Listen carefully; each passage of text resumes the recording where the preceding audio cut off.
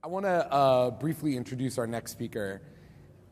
If you happen to follow the subjects of entrepreneurship and certainly health as they relate to gamification, our next speaker has come up also in your research. And this was about a few years ago. I was certainly researching early topics in gamification and gamification of health, and I happened upon the case study of a company called NextJump in New York. And NextJump is probably one of the most successful startups that most people have never heard of. The company's been around. It was founded in 1994, right?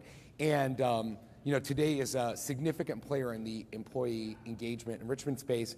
And went and had the pleasure of meeting Charlie Kim, who's the CEO and founder of the company, to find out a little bit more about whether or not the extraordinary stories that NextJump was telling, that Charlie was telling about their ability to motivate and drive employee behavior, particularly as it relates to health and other aspects inside the organization, were actually true. And the extent to which they are true would shock you. It literally makes you go, this company, the organization, the way people interact, the things that they've managed to accomplish at NextJump are just absolutely breathtaking, and this gentleman is one of the most inspirational people today, particularly around this topic. And so it's a really great pleasure for me to welcome up to the stage Charlie Kim. Thank you, Greg. Thanks, buddy. Clicker. Thank you. So I want to walk you through, and the word gamification is something that we never really used internally until I met Gabe a couple of years back. We use the word motivation. And I want to talk to you about how we motivated our employee. We have around 200 employees. And what is most challenging in our company about exercise is that they're mostly engineers. 150 of the 200 employees are engineers. And engineers, by just trait and how they grew up, do not exercise and just generally tend not to eat healthy. Now, there's always exceptions, but I'm talking about just in general, they are not very good at exercise. So we took our company, and this is a picture actually just from last week. We ran the JP Morgan Chase Corporate Challenge in New York. Every office runs it. We have an office in San Francisco, New York, Boston, and as well as the UK. And we took the company from 5% of the employees working out regularly to over 80% consistently for the last 2 years. So this is something that, once again, we motivated the company to do this. I'm going to take you through how we did it, which I think will be interesting. The first question I get asked, probably more than anything else, is what is the ROI on all the investments you're making as a company on an employee's exercise, employee's nutrition, making an employee healthier? What is the ROI? So this slide, if you ask the question later on, I'm going to turn back to, so slide 62, I guess, in this line of decks. This is a slide I'm going to refer you back to if you have a question on ROI. Because I don't need to prove ROI in exercise, enough people already have. So when you look in the healthcare industry, there's a lot of research done that the number one cause of sickness, the number one cause of illness, is actually weight gain. People who are obese, weight gain actually leads to the greatest cause of illness. Number two, a distant number two, is smoking. So quitting smoking is great, but exercise is far more important. And actually exercise I mentioned, but the solution is exercise and nutrition. You need a combination of both, and that's the only known cure, the only known solution to actually solve obesity, weight gain. And I actually would argue exercise over nutrition, because people who tend to exercise a lot, you don't exercise and then go eat pizza. You don't exercise and start eating candy bars after. Exercise is a precursor, leads you to eat healthier as well. The flip side of why exercise is important in terms of ROI is around human energy. If you are familiar with the work of Jim Lear, Dr. Jim Lear runs an institute in Florida called the Human Performance Institute.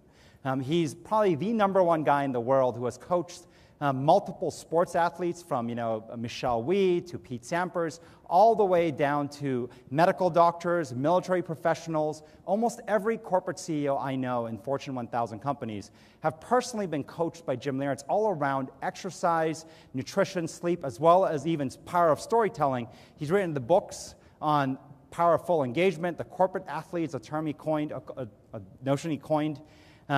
Human performance, human energy If you get more of it, you can perform better. How do you get employees to perform better? You need more energy. Exercise is one of the biggest drivers of that. So I'm not going to spend a lot of time in ROI because the question you should ask and the goal that we set was how do you get people to exercise? So what companies have tried all over the country?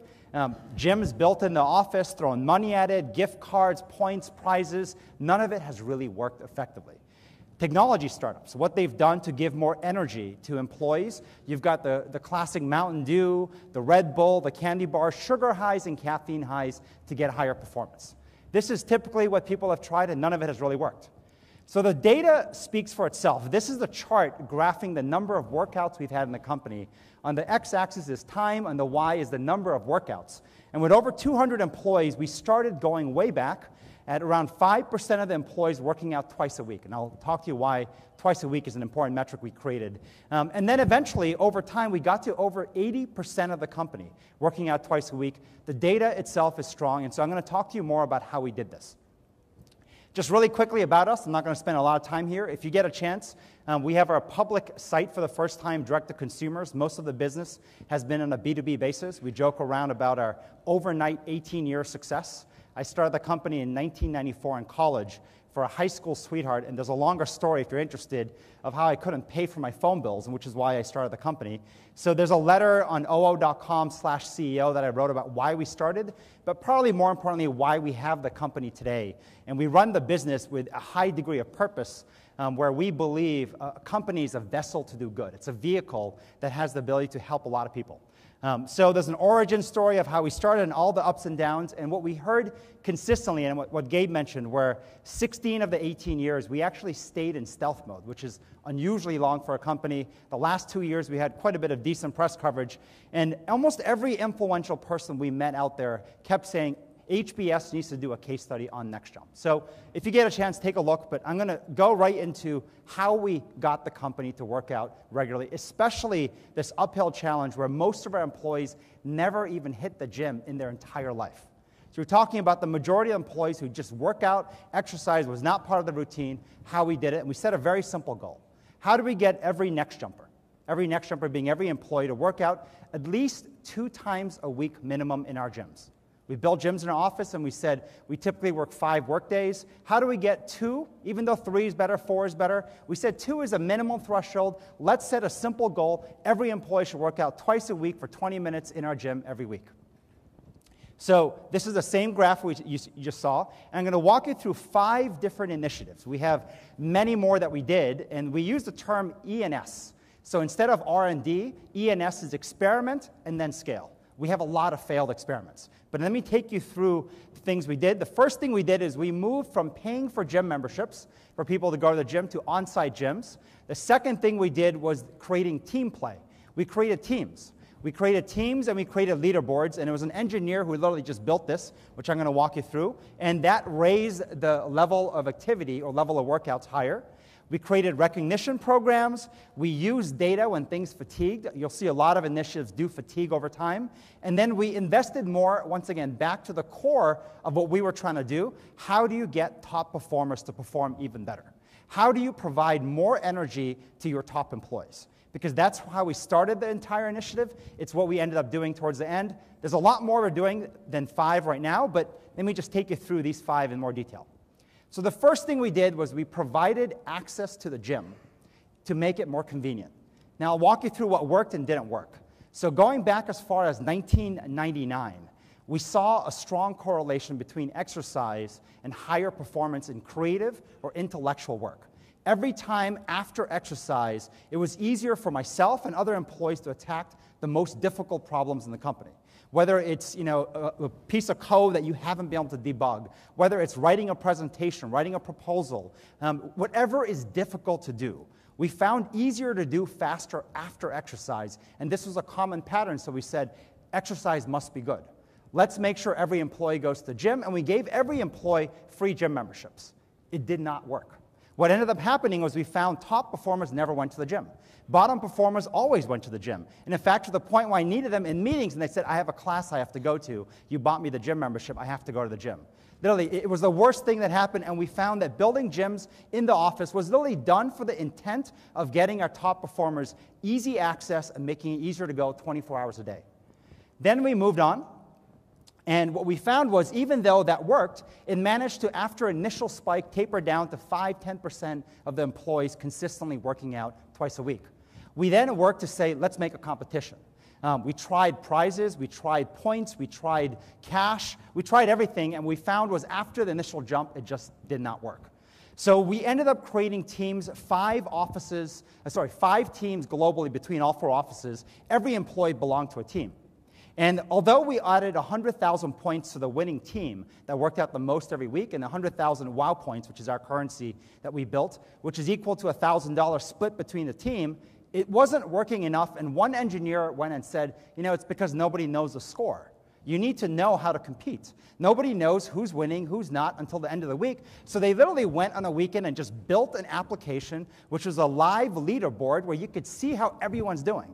Every time you check into the gym, it shows up. It shows every employee down to team how you're doing, how many times you worked out in the week. And we found some great things happened.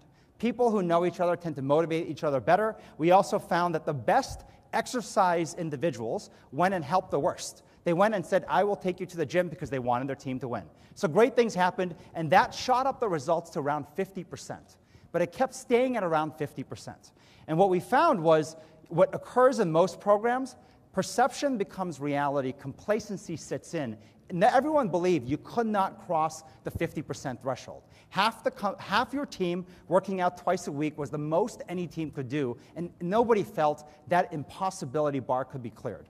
Well, we created recognition programs in the company for all different things. We have Incredibles Awards for doing incredible things tied to our 7 core values, and we give these Star Wars bobbleheads in our Monday weekly staff meetings. We have Power Ranger Awards for innovating in mundane areas. We give a Power Ranger figurine and $2,000 in your next paycheck, and it's innovation in the most mundane things, but then the highest award we have is the President's Award. The President's Award are these 2 metal steel balls. We call it NextJump BOS for business operating standards, but it really means balls of steel. You broke the ceiling. You did the impossible. And so the first team 1 week got literally 100% of the team that worked out twice a week. It was impossible, but they did it. On Monday staff meeting, we zoomed the camera in. The team leader was this guy named John Nellen. We put him on screen, and we gave him the President's Award. 2 metal balls of steel, as well as $10,000 in your next paycheck. He took the money, he built T-shirts for his team called Team Nellen, and next thing you know, some really great things started to happen.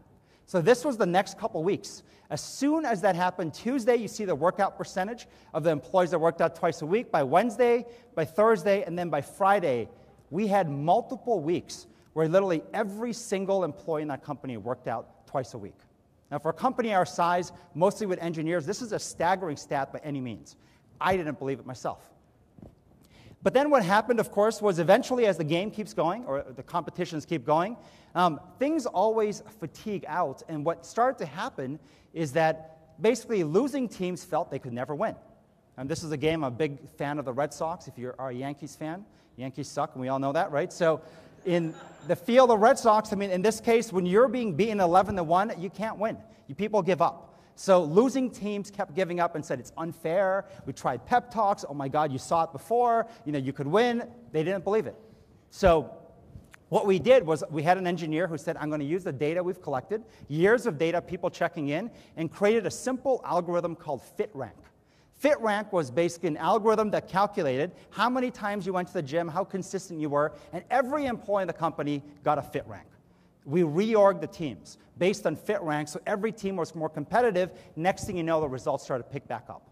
The next thing we did, and coming back to the original core of investing more in your top people, we found that no matter what happened, and especially in the busier holiday windows, top people still prioritized work over exercise. Now, for most CEOs, you're thinking, fantastic, right? I want my top employees to prioritize work over exercise above anything, but at the same time, when you exercise, you can get more out of your top people. We wanted them to go more often, and they kept not going. So what we did was we invested in creating scheduled workouts. A scheduled workout, like a meeting, is easier to keep, especially when we had gyms on site as well. We hired 20 personal trainers as consultants and staff, but not just anybody, the best of the best. We hired the guy who coached A-Rod from the New York Yankees.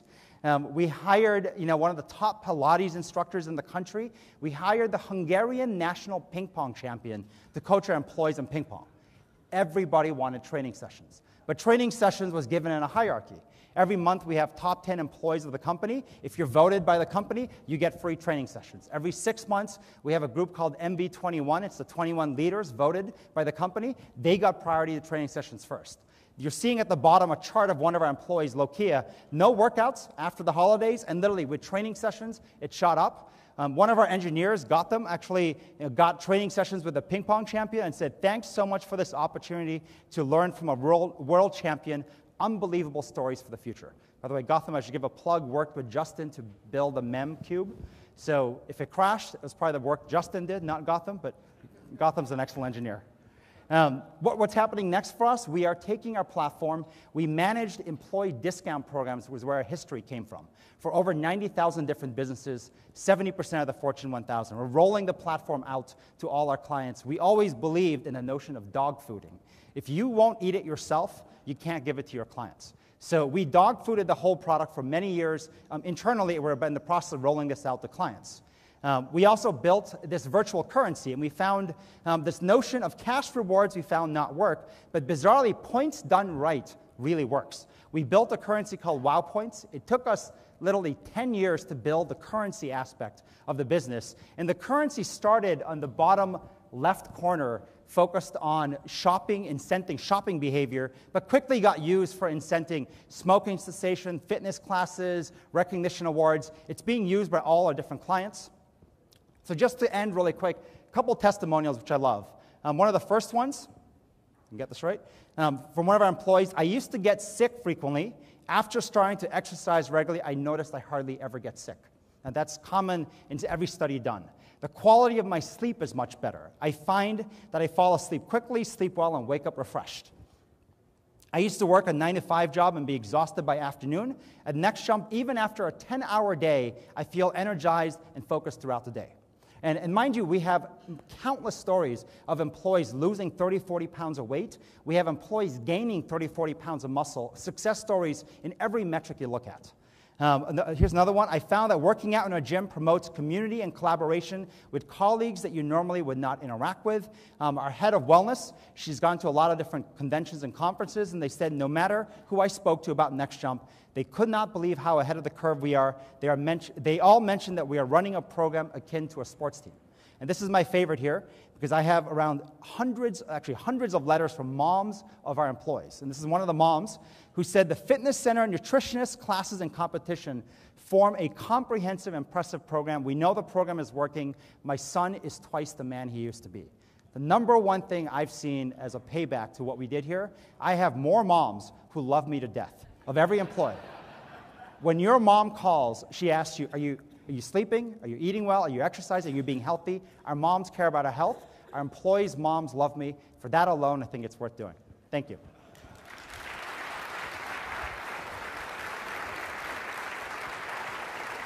Awesome. Sure, I'll take it from you.